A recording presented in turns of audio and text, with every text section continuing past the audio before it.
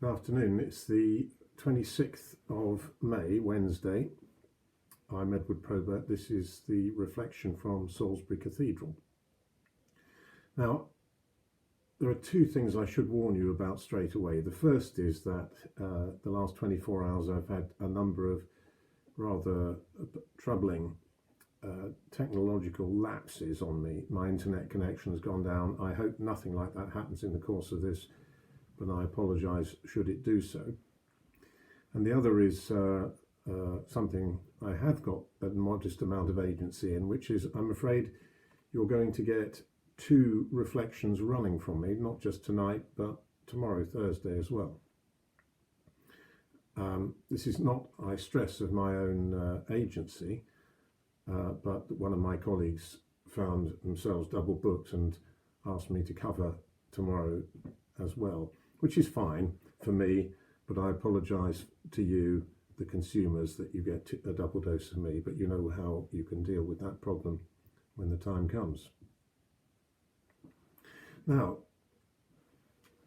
we have embarked yesterday on a little run which I was unaware of until yesterday, actually, and it's coincidental that it collides with my opportunity to talk 2 days running on these reflections, but I'm going to take advantage of it.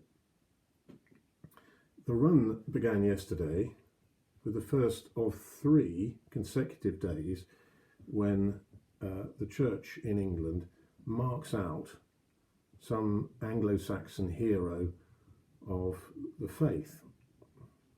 Yesterday, that hero was Aldhelm, the first Bishop of Sherborne down in Dorset, as England's kingdoms became progressively more Christianized, and he died in the year 709. That was yesterday. Today, the Church in England, and more widely, I guess, marks Augustine of Canterbury. I should stress that's not Augustine, the great hero of the North African and Western Church generally, the great theologian, writer and bishop of Hippo in North Africa, but the monk who was sent from Rome some couple of hundred years later, but bearing the same name, to be to set about converting the English, and he became therefore the first Archbishop of Canterbury. He died around the year 604. And the third of this little run of Anglo-Saxon heroes is tomorrow, and that's the gentleman we've always referred to for no particularly, it's an unusual title. We refer to him as the Venerable Bede, and he is by a small margin the latest of these 3, and died in the year 735. So the span of those 3, as you can see from their deaths, is some 130 years. Well, actually, Bede will come up tomorrow, but I'm indebted to him for quite a lot of what I'm going to say about Augustine of Canterbury, and what I could say about Aldhelm of Sherborne, because Bede is the source of vast amounts of information about the Church in England at that time. But first of all, Augustine of Canterbury. His association with England was relatively brief, really. He was a monk in Rome at a point where a rather heroic bishop of Rome, the Pope, Gregory the Great, so-called,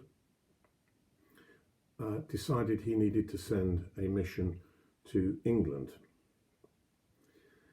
And he sent a party of monks under the leadership of Augustine.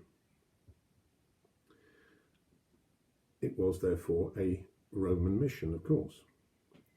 Now it's worth noting that around about the same time as Augustine was doing this work, over in Arabia, in Mecca, the Prophet Muhammad was launching another great monotheistic religion of Islam, and he died a few years later than Augustine in 632. Now, Augustine has a great status really within the English Church from that day to this, but his status as a hero is perhaps a little bit questionable. Can I refer to Bede here, because the party was sent by Pope Gregory, and off they went. They didn't get very far before they began to get cold feet and turned back to ask Gregory to rescind his decision to send them, or as Bede puts it, they were seized with a sudden fear and began to think of returning home rather than proceed to a barbarous, fierce and unbelieving nation, to whose very language they were strangers. And this they unanimously agreed was the safest course. In short, they sent back Augustine, who'd been appointed to be consecrated bishop in case they were received by the English, that he might, by humble entreaty, obtain from the Holy Gregory that they should not be compelled to undertake so dangerous, toilsome and uncertain a journey. Well, fair enough, who hasn't got cold feet at some point setting off on an unwelcome task like that? And they clearly hadn't even got out of Italy, I guess, at the time before they went back. Anyway, they did, as we all know. They came into Kent and had relative luck there, because the King of Kent was married to a woman who was from continental Europe and who was herself already, when she came to England, a Christian. So the soil in that part of England was a bit more fertile for their mission than it might have been. A little while later, when he came back into England, into Gaul, what's now France, to be consecrated as a bishop, Augustine sent a whole lot of questions to his mentor, the Pope, and these are listed in Bede's work at some considerable length, along with the answers to Augustine sent by Pope Gregory. And these touch on all sorts of things, and among them are some practical questions about the extent of punishments to be meted out to people who steal in churches, for example, and to what degree people may marry.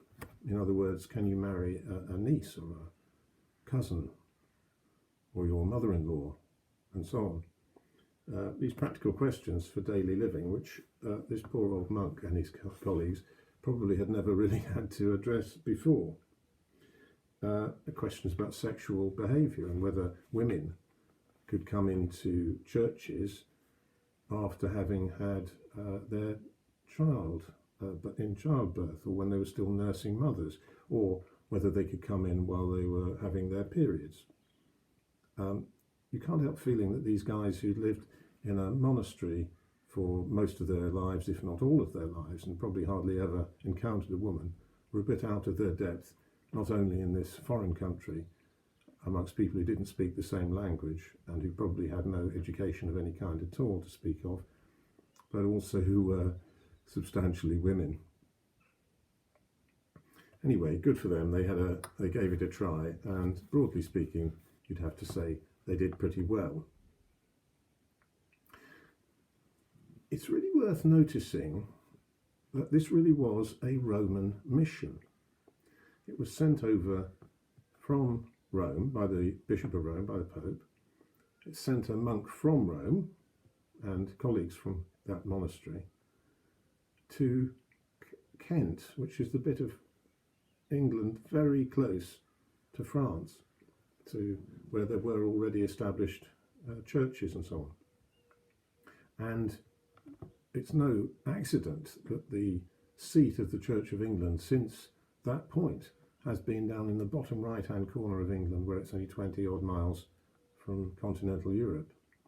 It was a Roman mission that Augustine sent, that Augustine brought. However, it's worth noting that there were already Christians here, and there were churches and church authorities of one kind or another dotted around in Britain. And one of the things Augustine tried to do in his 7 or 8 years here as Bishop of Canterbury, Archbishop, was to try to bring together those parts of the church which were outlying, spread around other parts of Britain, in these other kingdoms and princedoms and so on, and bring them under his, and therefore Rome's, authority. He didn't do terribly well. Bede recounts a sort of conference that Augustine tried to set up and did gather various leaders from the churches around, but they wouldn't agree to the straightforward Roman-derived doctrine and authority pattern that Augustine was bringing. And to Bede, decades later, this was a source of great frustration. He goes on at length about the failure of the Celtic churches to accept the date of Easter, which was normal in the Roman Church, and therefore still for us in the Church of England. So various contentious matters, what you might call the Celtic fringe or the English fringe, remained distinct. Well, I'm going to leave you with a question, because I'm not going to go on indefinitely about Augustine or about any of these chaps who died 1400 years ago. But I want to leave you with a question, perhaps rather different from the ones that Augustine sent back to his boss. Does anyone actually take the gospel to completely new territory?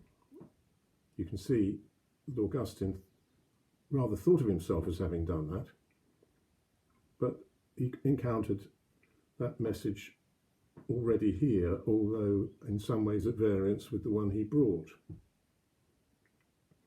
But is it true that God is not known anywhere? I'd refer you to a couple of New Testament passages which rather ask this question alongside me. In the 2nd chapter of Paul's letter to the Romans, which, as it happens, we heard read this very morning at morning prayer, Paul is talking about the godlessness of people, how far they are from God in that extended passage. But he also says that when Gentiles, this is quoting, when Gentiles who do not possess the law do instinctively what the law requires, these, though not having the law, are a law unto themselves. In other words, that you can be lawful in a religious sense, Paul's sense here. You can be lawful even though you do not actually know the law given by God, the Jewish dispensation. It's an interesting thought. And I think probably slightly less authentically Pauline is the message relayed to us by Luke in the Acts of the Apostles chapter 17, where, according to Luke, Paul, arriving in Athens and standing in the open marketplace there, seeing a temple to an unknown God, dedicated to a God they do not know the name of, draws this to the attention of the Athenians and says, I've come to bring you news of this God that you know about but don't know about? Well, those are questions I leave with you. They're not the questions I will start with or in fact dwell on tomorrow. Should you tune in, you have been warned if you do. Thank you. Goodbye.